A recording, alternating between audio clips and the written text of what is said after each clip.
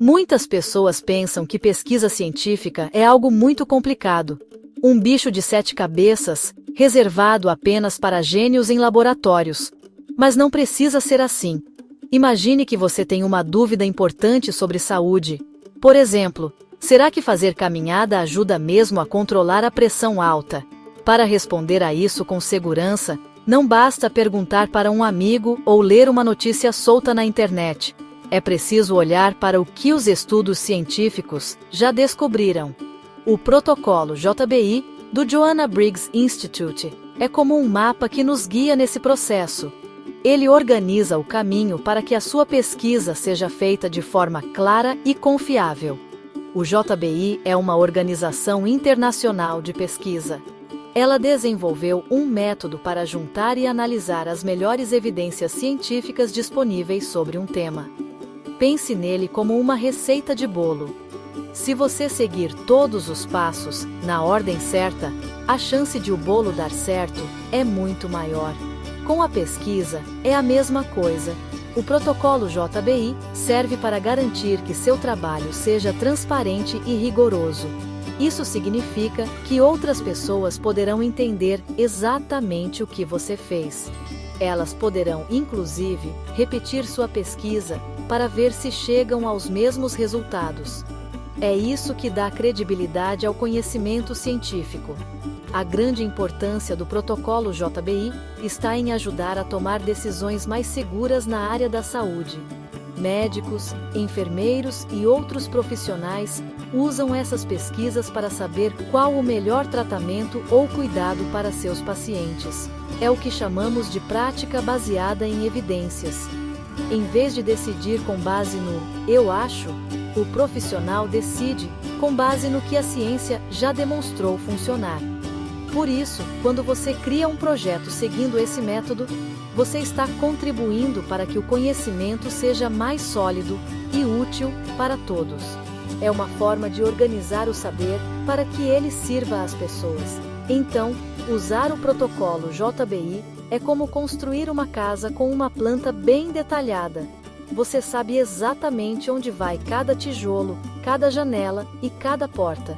Isso evita que a casa fique torta ou que desabe no futuro. Na pesquisa, essa planta é o seu projeto. Ele descreve tudo o que você vai fazer antes mesmo de começar.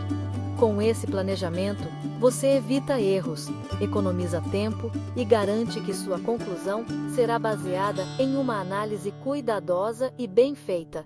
É a diferença entre uma opinião e uma evidência científica forte. Tudo começa com um bom título. Ele deve ser claro e direto, como a manchete de uma notícia. Quem lê o título precisa entender imediatamente qual é o assunto da sua pesquisa. Por exemplo, um título como "Os efeitos da caminhada na redução da pressão arterial em adultos". Uma revisão sistemática é excelente. Ele diz o que será estudado, que é a caminhada e pressão arterial, em quem, que são adultos, e qual o tipo de estudo, que é revisão sistemática. Um título vago como "Estudo sobre pressão" não ajuda muito, não é mesmo? A clareza aqui é fundamental para atrair os leitores certos e mostrar o foco do seu trabalho. Depois do título, vem a introdução. Aqui, você vai explicar por que sua pesquisa é importante. É como contar uma pequena história para contextualizar o leitor. Você pode começar falando sobre como a pressão alta é um problema de saúde comum no Brasil e no mundo. Depois, mencione que tratamentos não medicamentosos, como o exercício físico, são de grande interesse. A introdução justifica o seu esforço. Ela responde à pergunta: por que alguém deveria se importar com esta pesquisa? É a sua chance de convencer a todos de que sua dúvida merece ser investigada a fundo. Agora, chegamos ao coração do projeto, a questão da revisão. Para isso, usamos uma ferramenta chamada PICO, ou PCC. Calma, os nomes parecem complicados, mas a ideia é simples. PICO significa P, de população, I, de intervenção, C, de comparação, e O, de outcome, ou resultado. No nosso exemplo, a população são adultos com pressão alta. A intervenção é a caminhada. A comparação poderia ser nenhum exercício. E o outcome é a redução da pressão arterial. Essa estrutura transforma sua dúvida em uma pergunta específica, o que torna a busca por respostas muito mais fácil e focada. Com a pergunta definida, você precisa criar os critérios de inclusão e exclusão. Eles são as regras do jogo. O que vai entrar na sua pesquisa e o que vai ficar de fora. Por exemplo, nos critérios de inclusão, você pode definir que só vai analisar estudos com adultos acima de 40 anos, publicados nos últimos 10 anos. Já nos critérios de exclusão, você pode decidir tirar estudos que avaliaram caminhadas junto com dietas específicas, para não misturar os efeitos. Essas regras são essenciais para garantir que você está comparando coisas parecidas, o que torna sua análise final muito mais justa e precisa. Com as regras definidas, é hora de fazer a busca. Você vai procurar os estudos em grandes bases de dados científicas, como PubMed, Cielo ou BVS. Aqui, você usa as palavras-chave da sua pergunta PICO. Por exemplo, hipertensão, caminhada, exercício aeróbico, pressão arterial. A estratégia de busca deve ser ampla para não deixar nenhum estudo importante de fora. É como pescar com uma rede grande. Você vai pegar muitos peixes e depois vai ter que selecionar os que realmente interessam. O importante é registrar exatamente como você fez essa busca, para que outra pessoa possa repetir. Depois da busca, você terá uma lista, muitas vezes enorme, de artigos. Agora começa a etapa de seleção dos estudos. Geralmente, 2 pessoas fazem isso de forma independente, para evitar que a opinião de uma só prevaleça. Primeiro, vocês leem os títulos e os resumos de todos os artigos. Aqueles que claramente não têm nada a ver com sua pergunta são descartados. Os que parecem promissores passam para a próxima fase, a leitura do texto completo. Ao final, vocês ficam apenas com os estudos que atendem a todos os seus critérios de inclusão. É um trabalho de funil, que vai dos muitos para os poucos mais relevantes. Com os artigos selecionados em mãos, vem a extração de dados. Para cada estudo, você vai preencher uma planilha com as informações mais importantes. Por exemplo, quantos participantes tinha o estudo? Qual era a idade média deles? Por quanto tempo eles caminharam? E o mais importante, qual foi a redução média da pressão arterial? Extrair os dados de forma padronizada é crucial. Isso garante que você está coletando as mesmas informações de todos os estudos, o que vai permitir compará-los e juntá-los na etapa seguinte. A organização aqui é a chave para o sucesso. Antes de juntar os resultados, precisamos avaliar a qualidade de cada estudo. Nem toda pesquisa é feita da mesma forma. Algumas são mais rigorosas e confiáveis que outras. O JBI oferece ferramentas específicas para essa avaliação. Você vai verificar, por exemplo, se os grupos de participantes foram escolhidos de forma aleatória ou se os resultados foram medidos de maneira adequada.